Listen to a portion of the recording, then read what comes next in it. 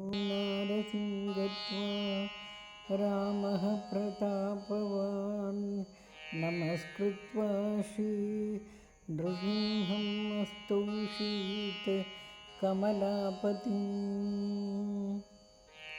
अहोबिलं नारसिंहत्वा रामः प्रतापवान् नमस्कृत्वा श्रीनृसिंहम् स्तौषीत् कमलापतिम्।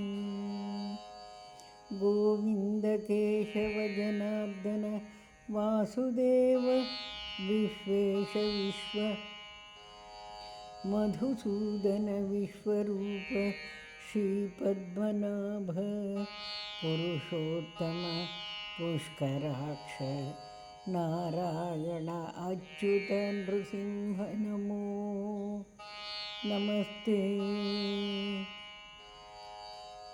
विश्वरूप पद्मनाभ विश्वरूप श्रीपद्मनाभ पुरुषोत्तम पुष्कराक्ष नारायण अच्युत नृसिंह नमो नमस्ते।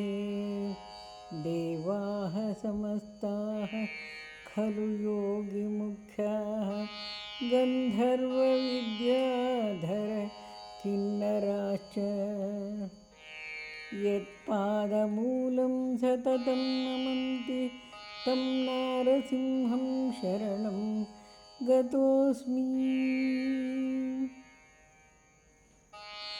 वेदान् समस्तान् खलु शास्त्रगर्भान् विद्याबले कीर्तिमतीं च लक्ष्मीं यस्य प्रसादात् सततं लभन्ते तं नारसिंहं शरणं गतोऽस्मि।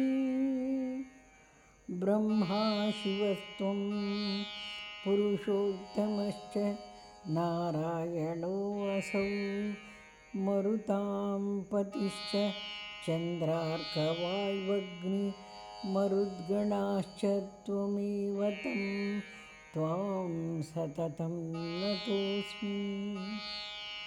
स्वप्नेऽपि नित्यं जगतां त्रयाणां स्रष्टा च हन्ता विभुरप्रमेयः त्राता त्वमेकः त्रिविधो विभिन्नः तं त्वां नृसिंहं सततं नतोऽस्मि।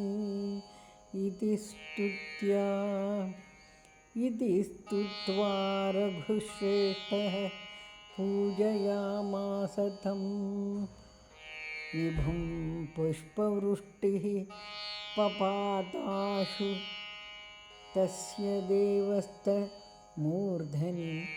साधु साध्विति तं प्रोचुः देवा ऋषिगणैः सह।